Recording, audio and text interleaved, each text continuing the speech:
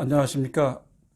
어, 중국의 에피소드를 통해서 우리의 가장 큰 영향을 미치는 중국이란 나라를 중국의 에피소드를 통해서 중국의 오늘 그리고 내일을 알아보는 시간, 중국 에피소드입니다. 최근 신문을 보면은 중국이 한국 김치를 중국의 것이다, 이렇게 소유권을 주장한다는 그 신문 보도를 본 적이 있습니다. 그 신문 보도를 보니까 문득 그 북경에서의 생활했을 때가 생각이 나더군요.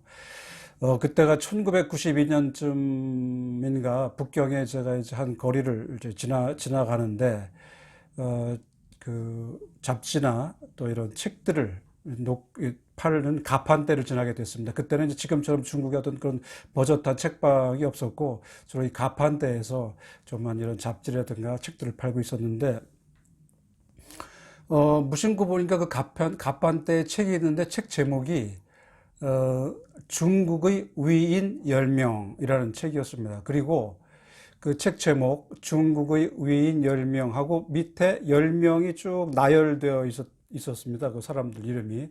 근데 그 중에 여섯 번째인가가 징기스칸이 되어 있었습니다. 그래서 순간적으로 제가, 이건 뭐지? 징기스칸이야말로 몽골 그 평원에서 참 발흥해서 전 세계에 진짜 몽골 제국을 만든 그 위인인데 어떻게 중국 사람이 되는가? 뭔가 이 지은이가 역사를 잘못 배웠나? 아니면 중국에서는 이렇게 역사를 가르치나? 뭐 이런 생각이 들었습니다. 그래서 뭐 대충 아니다 싶어서 지나가려고 하다가 주인한테 물어나 보자. 그래서 그 가판대 주인한테 물어봤습니다. 왜 징기스칸이 중국 사람으로 되어 있느냐 했더니 하는 말이 맞다는 거예요.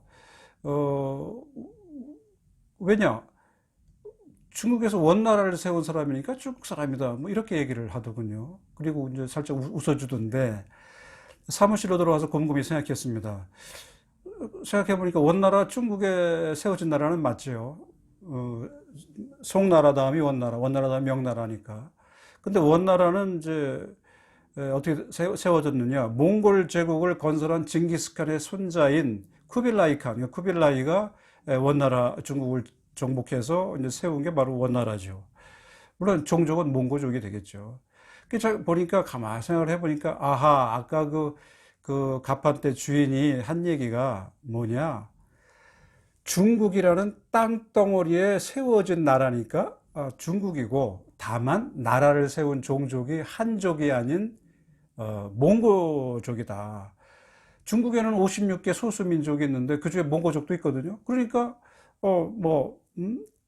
한족 중국인이 아니라 몽고족 중국인이다. 뭐 이런 논리로 제가 추측이 되더라고요.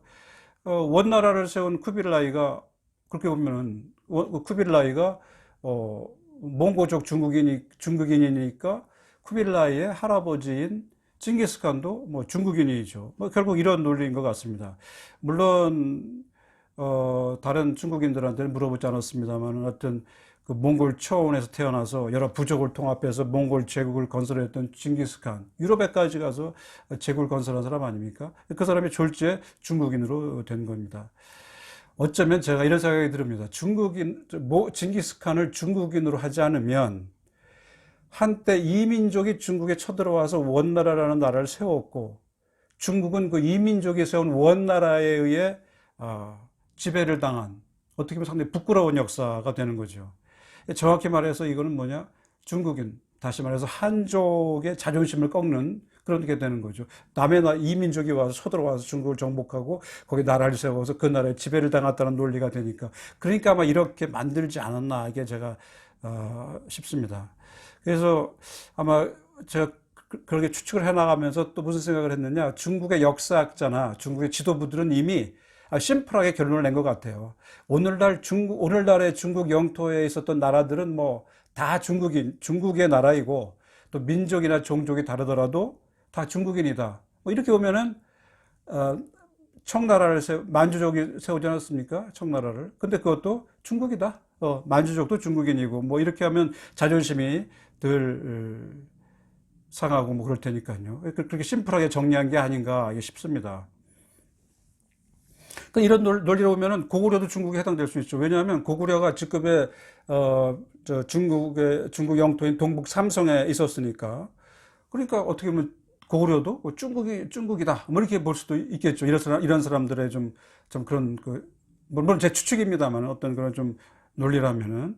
그러면 동북 삼성에 살고 있는 지금 조선족도 중국인이고 조선족이 먹는 김치도 중국 음식이 되는 거죠. 더군다나 뭐 예전 중국의 어느 지역에서는 그 김치를 먹었다, 배추를 좀 절여 먹었다고 하니까 뭐 논리에 문제가 없다고 주장하는 게 아닌가 이런 생각이 듭니다. 뭐 절대 이렇게 돼서는 안 되겠지만 나중에 보면 말이죠. 한국어도 나중에 중국어의 방언이다. 뭐 이렇게 주장이 나올 것도 같습니다. 하여간 뭐 이상은 검증을 통하지 않은 저의 추측입니다만은 하여튼 온갖 논리로 철저히 대비한 중국 지도자나 역사학자들의 일방적인 그런 주장을 좀 뒤집기는 쉽지 않을 거라고 봅니다. 그런 한편 이런 논리도 가능할 겁니다. 고구려가 중국의 동북 지역을 지배했다. 고구려는 한국의 선조다. 한국의 김치 문화는 고구려가 중국의 동북 지역 재배 시에 지배할 때 전수해 준 것이다. 뭐 이렇게도 될 거고. 또 결국은 우리 한국의 선조니까 고구려가 중국의 동북 지역을 지배했다면 또 우리도 같이 뭐 지배한 게 아닌가 이렇게도 볼 수도 있겠죠. 뭐 이와 더불어서 필요한 거는 중국이 하여튼 우리를 만만하게 보는 일이 있어서는 안 될 것 같아요. 만일에 우리 옆집에 사는 어떤 사람이 노상 집안 다툼이나 하고, 뭐 부모 자식 간에 싸우기나 하고, 뭐 매일 부모끼리 싸우기나 하고, 그러면 우리가 그 옆집을 참 우습게 보겠죠. 마찬가지로, 우리가 중국에 무시당해서는 안 될 것 같습니다. 제 경험상으로 보면은 중국의 개혁개방 초기인 1980년부터 2000년까지 한 20여 년 동안은 우리나라를 상당히 존경하고 존중하고도 배우려고 했습니다. 뭐 그때는 뭐 김치가 뭐 중국의 음식이다 이런 말도 나오지도 않았던 것 같아요. 앞으로도 중국이 우리를 무시하지 못하도록 우리가 똘똘 뭉쳐서 우리나라를 정말 부강한 나라로 발전시키는 것이 참으로 중요하지 않을까 이렇게 봅니다. 그것이 중국에 무시당하지 않는 길이라고 생각합니다. 예, 감사합니다. 오늘 준비한 자료는 여기까지입니다. 다음에 좀 더 재미있는 자료로 여러분들을 뵙겠습니다. 감사합니다.